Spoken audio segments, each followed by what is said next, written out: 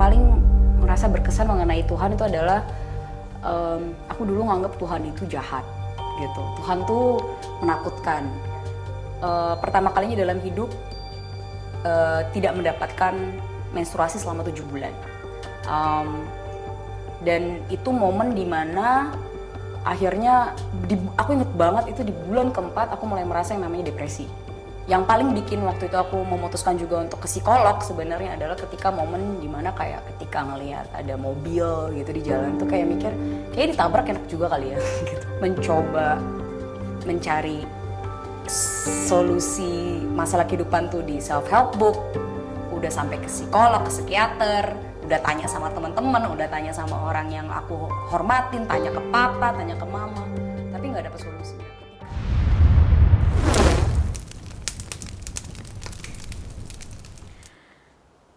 Hai, bisa diceritakan pengalaman kehidupan selama ini dan siapa namanya? Halo, nama aku Siska. Sebenarnya nama panjangnya Francisca Liliani Nugroho, tapi biasa dipanggil Siska. Saat ini aku sibuknya sebagai budak korporat, pegawai kantoran di salah satu area di Jakarta. Oke, bisa diceritakan pengalaman kehidupan dari kecil, bagaimana mengenal Yesus ketika sudah besar? Oke, jadi aku mungkin mulainya dari keluarga dulu karena di keluarga aku sendiri itu papa mama sebenarnya mengakui adanya Tuhan, tapi dari mama sendiri memang mengikuti Yesus, tapi memang tidak religius dan juga sangat jarang sih sebenarnya datang ke gereja. Nah kalau papa sendiri itu agamanya Buddha, jadi di keluarga itu tidak terbiasa yang namanya berdoa atau berbicara mengenai Tuhan. Jadi agama itu ya hanya sesuatu yang adanya di KTP dan kemudian hanya hari-hari tertentu saja selama 1 jam yang dipakai untuk urusan agama. Tapi Tuhan sendiri tidak dibawa dalam kehidupan atau dibawa ke aspek lain dalam kehidupan. Jadi dari kecil aku taunya seperti itu. Ketika dari TK sampai SMA itu aku sekolah di sekolah Katolik. Begitu juga dengan kakak-kakak aku. Jadi di keluarga itu kita besar dengan dalam tanda kutip cara Katolik gitu ya, terbiasa. Jadi udah tahu yang namanya Alkitab. Tahu tentang kisahnya Tuhan Yesus, tapi tidak memiliki pengalaman pribadi.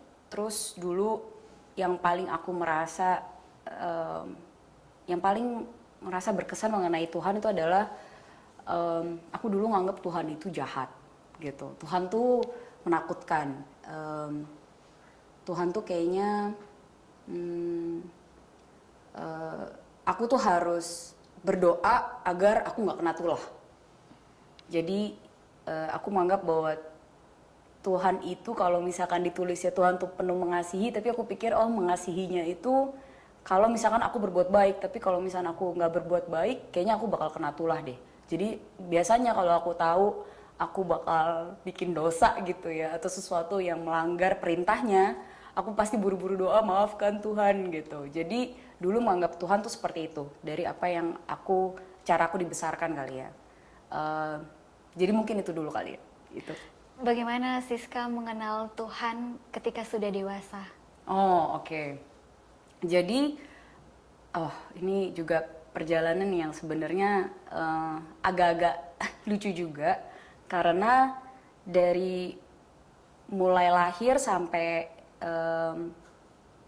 dewasa sampai waktu itu lulus kuliah S2 itu sebenarnya nggak pernah ngalamin yang namanya butuh kenal Tuhan sampai harus segitunya. Tapi udah berasa ketika pas waktu S2 kuliah di luar negeri tidak ada yang namanya pelajaran agama. Di situ aku merasa kan biasanya kalau di sekolah Katolik itu pelajaran agama tuh ada tiap minggu tuh pasti 2 jam. Kemudian selalu ada yang namanya misa di tiap hari Minggu, dimana kayak setiap murid harus ikut misanya. Jadi nggak pernah ngerasa, oh ya udah kayaknya cukup deh, segitu aja cukup tuh. Tapi pas waktu di kuliah di luar negeri, di mana yang di negeri tersebut memang kebanyakannya juga ateis, nggak ada lagi yang namanya harus beribadah, kewajiban harus beribadah, terus kemudian teman-temannya juga bukan orang-orang yang membutuhkan waktu ibadah. Di situ aku juga udah mulai merasa gamang, tapi tidak serindu itu untuk mencari Tuhan. Ya udah, jadi kayak waktu itu ya udah ngejalanin hidup seperti biasa aja. Sampai kemudian di umur aku yang ke-26, itu pertama kalinya aku setelah lulus S2 langsung kerja. Dan aku masuk tempat kerja yang lumayan menarik, dimana timnya itu lumayan penuh dengan dinamika yang lumayan membuat aku terkejut. Selama ini ketika aku di sekolahnya tuh mungkin kayak sangkar burung emas. Jadi kalau misalkan aku menunjukkan kecerdasan aku melalui nilai gitu yang baik dan tingkah laku yang baik, ya udah guru-guru akan selalu appreciate, acknowledge, kemudian akan dapat reward. Tapi sangat berbeda ketika di tempat kerja pertama aku, di mana ketika aku sudah berusaha yang terbaik menurut aku, tapi kok tetap ngerasanya hasilnya tidak sesuai. Dan di situ aku merasa bahwa yang namanya dulu tuh inget banget tiap kali ngerasa galau, ngerasa gamang, itu aku pasti jarang banget yang namanya berdoa, tapi yang aku lakukan malah aku buka majalah. Dulu tuh pas waktu zaman aku mungkin majalahnya tuh kayak Cosmopolitan, terus kemudian Go Girl, terus Gadis, yang dimana tuh biasa di artikel-artikel majalah yang beredar saat itu adalah if you work hard enough, you can do it, you can achieve it gitu. Jadi selalu di gaung-gaungan itu gitu, you can do it if you work to achieve it hard enough. Jadi itu yang selalu aku praktekkan, dan aku pikir ya udah, memang selama ini ketika di sekolah pun juga aku berusaha keras, aku selalu bisa jadi ranking 1 dan selalu bisa berprestasi. Tapi ternyata tidak begitu Ferguso di dunia nyata. Maksudnya ketika terjun ke masyarakat ternyata tidak seperti itu gitu. Ternyata ada nilai-nilai lain yang dibutuhkan kalau misalkan kita mau menjadi orang yang cemerlang di society gitu. Dan akhirnya waktu itu aku dalam tanda kutip mungkin istilahnya sekarang kayak kena mental kali ya, yang tadinya jadi anak berprestasi, tiba-tiba pas waktu masuk kantor pertama yang udah dengan segala macam kerajinan, kedisiplinan dan usaha, tapi ternyata jadi orang yang mediocre, biasa-biasa aja. Dan buat anak yang terbiasa high achieving, yang terbiasa dapat prestasi, buat aku itu lumayan bikin aku down. Dan yang lebih bikin aku down waktu itu lebih parahnya adalah ketika mulai diomongin orang di tempat kerja. Jadi aku termasuk orang yang gak pernah nangis soal kalau dapat nilai jelek tuh ya udahlah gitu. Tapi kalau udah masalah sama temen, masalah sama manusia lain tuh pasti langsung bawaannya tuh kena mental banget lah gitu. Karena aku tahu aku bukan orang yang, naturally aku bukan people person. Jadi dan di keluarga aku sendiri juga orang-orangnya juga bukan people person. Jadi terbiasa di keluarga itu kalau misalkan mengungkapkan suatu ekspresi perasaan tidak nyaman, kalau merasa tidak nyaman, ekspresi yang biasa dikeluarkan itu adalah marah gitu atau nada tinggi gitu. Jadi ketika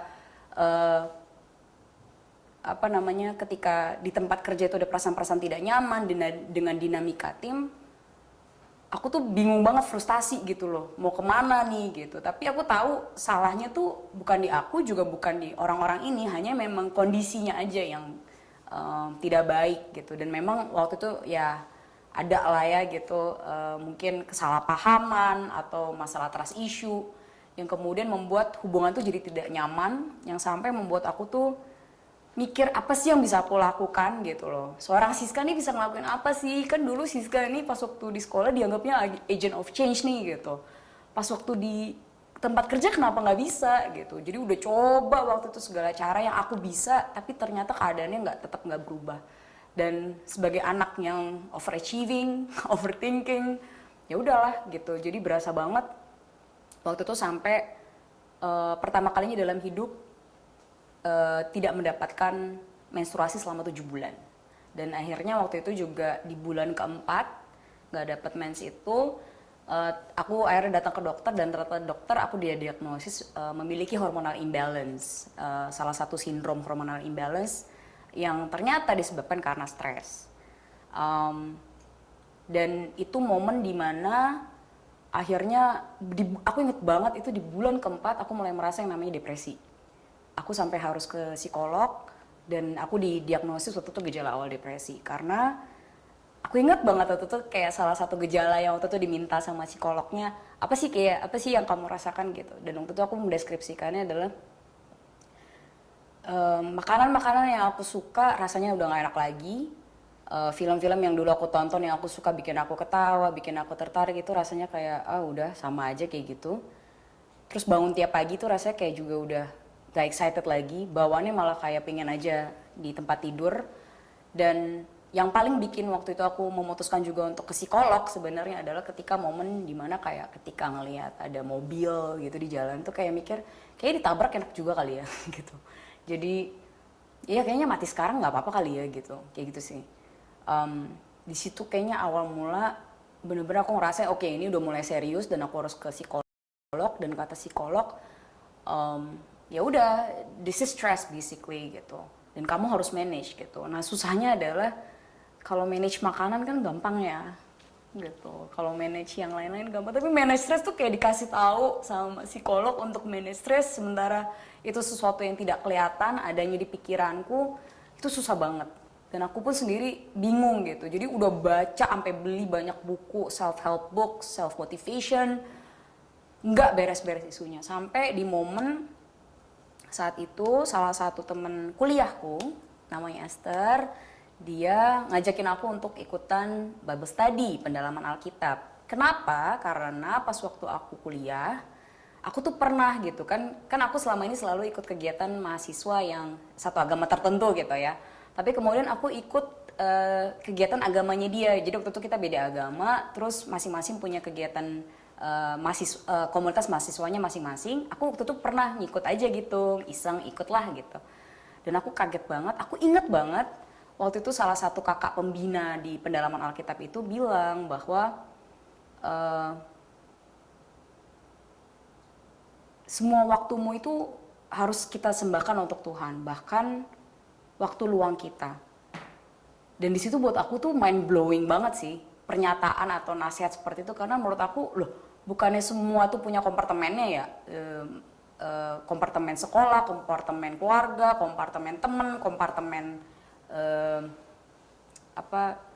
politik kehidupan bernegara, itu semua punya kompartemennya. Aku nggak tahu kalau ternyata semua kayak Tuhan tuh harusnya diinfuse dalam semua aspek kehidupan kita, bahkan harusnya itu yang memimpin kehidupan kita, bahkan waktu luang sekalipun gitu. Karena aku pikir waktu luang kan bukannya waktu aku untuk refreshing ya, masa itu harus waktu luang aku sembahkan juga untuk Tuhan, untuk melayani orang lain. Itu kayaknya buat aku konsep yang luar biasa. Tapi aku inget banget saat itu momennya adalah, tapi aku tahu itu benar, itu konsep yang kok berbeda banget ya. Aku baru dengar itu tapi aku merasa itu benar gitu, dan buat aku terpukau. Tapi itu kan aku zaman kuliah, terus aku mikir karena waktu itu salah satu pendalaman Alkitab itu kan dari Kristen Protestan ya gitu, dan aku tuh dulu mandangnya karena besar di lingkungan yang memang didominasi oleh Katolik yang mungkin cukup moderat, nggak terlalu religius. Aku tuh dulu nganggapnya kayak Kristen Protestan tuh lumayan radikal, lumayan fanatik. Jadi aku juga lumayan mikir-mikir sih kayak, aduh kalau aku kebanyakan ikut nanti aku diasosiasikan sama Kristen Protestan, nanti aku dianggap fanatik nih sama teman-temanku yang lain, apalagi belum sama papa mama gitu kan. Jadi aku akhirnya cuma ikut satu itu doang, satu sesi itu, terus nggak pernah ikut lagi. Sampai kemudian di umur 26 kena, dalam tanda kutip kena mental itu, dan kemudian Esther bilang, temanku kemudian pas waktu aku reconnect with her, terus dia bilang, yuk ikutan pendalaman Alkitab, kan dulu lu bilang lu suka, oh ya udah deh coba ikut. Terus dia bilang, oh oke, pendalaman Alkitabnya berapa lama? Oh 2 jam doang kok. Oh oke lah. Jadi waktu itu aku inget banget hari Sabtu sama Esther kita datang ke pendalaman Alkitab yang ternyata adalah all night prayer gitu, doa semalam suntuk. Itu nggak nyangka banget karena ya bahkan nggak pernah tahu yang namanya doa semalam suntuk dan nggak pernah menjalani, baru pertama kali di saat itu. Dan itu bayangkan aku datang di situ tuh setelah sebelumnya tuh ikut kegiatan kantor selama seharian dan malamnya ikut kegiatan doa semalam suntuk itu. Dan walaupun capek banget, itu aku ingat banget itu momen yang aku ngerasa aku tuh kayak ikan yang selama ini dipaksa untuk mengembara di padang gurun, terus tiba-tiba ketemu oasis. Ketemu sama ikan-ikan lainnya yang ngomong bahasanya tuh sama. Di situ aku pertama kalinya ketemu sama orang-orang yang haus mencari kebenaran.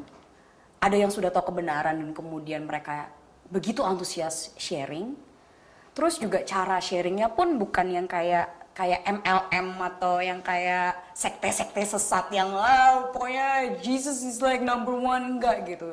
Tetap diakuin juga bahwa memang ada kesulitan-kesulitan hidup. Itu bahkan di pertemuan pertama ya, baru pertemuan pertama yang doa semalam suntuk itu aja aku udah merasakan feeling itu gitu, feeling diterima dan juga bahwa ini orang-orang yang lagi ngomongin Alkitab gitu, orang-orang yang lagi ngomongin tentang firman Tuhan. Karena selama aku dulu tuh merasa cukup, ya udahlah cukup dengan kehidupan yang biasa-biasa aja, ke gereja seminggu sekali gitu kan. Terus setelah itu nggak pernah lagi baca Alkitab, nggak pernah diajarkan juga memang, nggak pernah berdoa juga gitu. Pun kalau berdoa cuma kalau takut Tuhan marah aja. Terus ketika dipertemukan dengan orang-orang yang emang serius menganggap bahwa Alkitab itu adalah sesuatu yang benar, itu sebagai buku petunjuk hidup mereka, life manual mereka, buat aku itu luar biasa. Karena aku kan udah pernah menjalani seberapa sebulan terakhir itu sebelum doa semalam suntuk itu udah mencoba mencari solusi masalah kehidupan tuh di self help book, udah sampai ke psikolog, ke psikiater, udah tanya sama teman-teman, udah tanya sama orang yang aku hormatin, tanya ke papa, tanya ke mama, tapi nggak dapet solusinya. Ketika akhirnya bertemu dengan komunitas yang seperti ini, aku merasa ini luar biasa sekali gitu. Dan itu yang membuat aku kemudian mencoba untuk ikut dulu komunitas tersebut. Penasaran ini tentang apa, dan bener-bener merasa makin diberkati. Kenapa? Karena aku termasuk orang yang lumayan analytical dan pernah ikut beberapa pendalaman Alkitab lainnya gitu ya. Jadi selama ini walaupun aku tuh merasa ya udah cukup-cukup aja gitu kan, nggak perlu merasa mencari Tuhan. Sebelum umur 26 merasa kayak nggak perlu mencari Tuhan segitunya amat gitu. Tapi tetap selalu ada kerinduan gitu, selalu berusaha untuk mencari orang yang bisa mengajarkan aku Alkitab. Walaupun memang akhirnya tidak bisa melalui komunitas-komunitas tersebut gitu. Karena mungkin waktu itu aku termasuk orang yang kayak lumayan kritis kalau misalkan lagi dijelasin apa gitu ya tentang suatu interpretasi dari suatu ayat Alkitab. Terus aku merasa pas aku dengar penjelasan sotoy deh. Kayaknya apalagi kalau misalkan dia udah pakai kata-kata menurut saya atau menurut pemahaman saya sih seperti ini ya gitu. Dan itu menurut saya aku kayak enggak gitu. Tapi ketika aku ikut pendalaman Alkitab yang diajakin sama temanku ini waktu itu salah satu pematerinya itu adalah seorang pendeta yang memang sudah belajar teologi sudah lama. Sebelum menjadi pendeta itu beliau sudah pernah menjalani hidup sebagai orang biasa, pegawai kantoran. Sebelumnya juga pernah mengadopsi agama dan doktrin-doktrin lain dan mencoba menganalisis sendiri, mencoba membaca dan menganalisis sendiri ayat Alkitab. Dan kemudian di situ baru tahu, dari segala macam pengalaman itu, ya udah itu yang kemudian dia bisa share ke aku. Dan dari pendalaman Alkitab itu banyak pertanyaan-pertanyaan aku yang sifatnya praktis maupun juga yang sifatnya fundamental, bahkan yang pertanyaan-pertanyaan yang kesannya bego gitu, yang kayak apa sih Alkitab itu, kenapa Alkitab itu harus kita percaya, itu kan tulisan yang dimuat berapa ribu tahun yang lalu gitu-gitu segala macam, itu bisa dijawab dengan bijak dan membawa kedamaian. Jadi prosesnya memang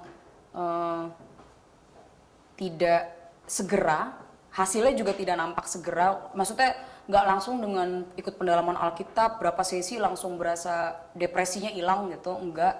Tapi berasa waktu itu Tuhan aku mulai membiarkan Tuhan bekerja dalam diri aku dengan cara mengubah mindset aku. Mindset aku di mana bahwa aku yang selama ini berpikir bahwa kalau dengan usaha sendiri itu semua pasti bisa. Kalau misalkan itu nggak bisa, berarti aku belum berusaha keras. Berarti harus lebih keras lagi. Tapi akhirnya Tuhan kemudian mungkin bilang, tuh mentok kan?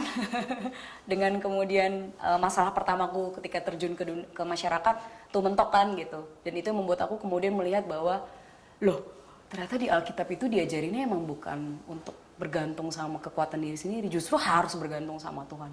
Itu yang mukjizat pertama yang aku sadari, karena aku sebenarnya mengalami banyak mukjizat, tapi mungkin bedanya ketika dulu belum baca Alkitab, aku nggak sadar dulu tuh itu ternyata mukjizat. Tapi ketika udah baca Alkitab dan kemudian aku diubahkan pikirannya, pertama kalinya tuh aku berasa ini mukjizat Tuhan yang terbesar buat aku, yaitu diubahkan cara pandang, diubahkan mindset aku dan prinsip hidup aku. Jadi All Night Prayer dan komunitas baru merupakan titik balik di mana Siska boleh mengenal Tuhan lebih dalam lagi. Yes, benar Kira-kira banget. boleh diceritakan momen ketika mengenal Tuhan lebih jelas, bagaimana perubahan hidup sesudah itu? Momen yang gimana waktu itu aku ngerasa aku merasa sudah tahu sedikit tentang Tuhan, tapi aku mau lebih mengenal lagi. Itu ketika aku melihat beberapa orang di komunitas tersebut yang mereka secara jujur cerita tentang hidup mereka sebelum kenal Yesus atau sebelum benar-benar secara penuh mengikuti Yesus. Jadi di komunitas tersebut itu selalu diajarin gitu, selalu kita diingatkan bahwa ya memang kita ini pendosa gitu. Kita bukan orang-orang kudus, kita bukan orang-orang holy. Jadi jangan pernah ngelihat kita, tapi jadikan kisah hidup kita, pengalaman kita, sharing kita, tindakan kita saat ini sebagai penyemangatnya Siska gitu. Jadi aku bersyukur saat itu orang-orangnya memandu aku secara spiritualnya tuh memang dengan penuh kebijakan dan dengan penuh kasih.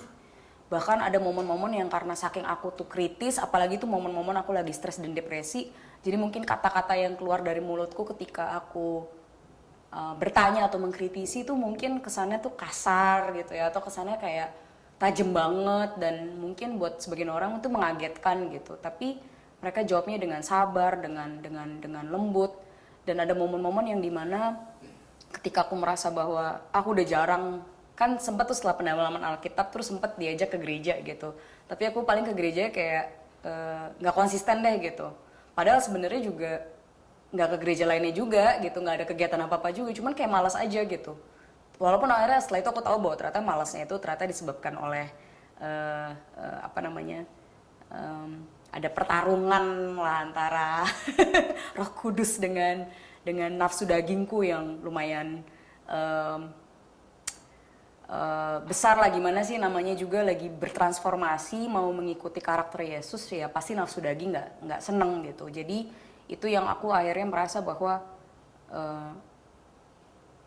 berasa berat banget, tapi selalu kemudian di follow up, selalu ditanyain, Siska gimana kabarnya, yuk makan bareng. Dan itu momen-momen yang aku tuh ngerasa, ih kok ini gaya hidupnya lucu banget ya gitu. Masa lagi makan bakso, lagi minum teh gitu kan ya di warung gitu kan, tapi ngomonginnya Tuhan, ngomonginnya ayat Alkitab.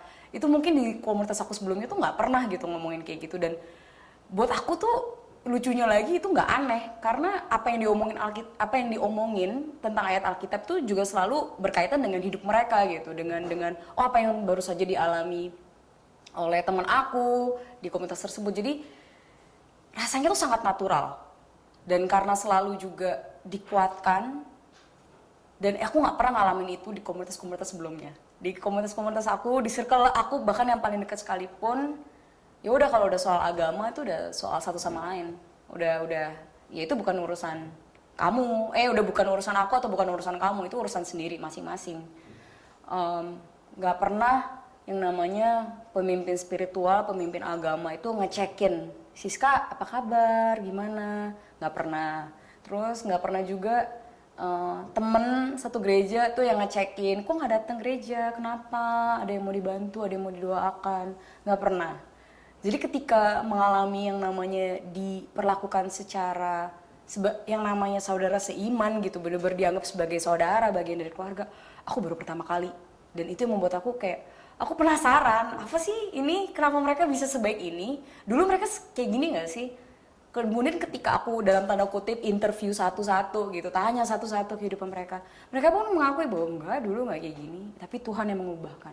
Akhirnya aku jadi penasaran, apa sih nih Tuhan yang mereka ubahkan nih gitu kan.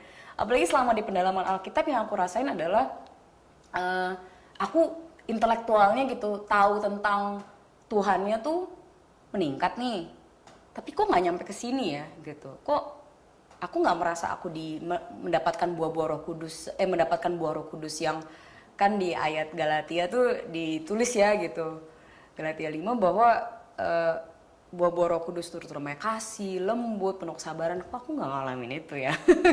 Jadi sebel aja gitu, kayak kok aku udah mulai tahu tuh, oke, Yesus 12 rasul kan, terus bahkan perjanjian lama dari Raja Daud, Raja Salomon tuh udah mulai familiar gitu. Tapi di sini gitu menambah pengetahuan intelektualnya iya, tapi spiritualnya dan mentalnya kok enggak gitu. Dan saat itu juga masih tetap aja kayak dalam tanda kutip kayak stres juga, berkepanjangan juga, maksudnya tiap kali ada masalah di kantor waktu itu, masalah soal temen gitu kan, langsung tumbang lagi, terus jadi malas lagi baca Alkitab, malas lagi doa gitu.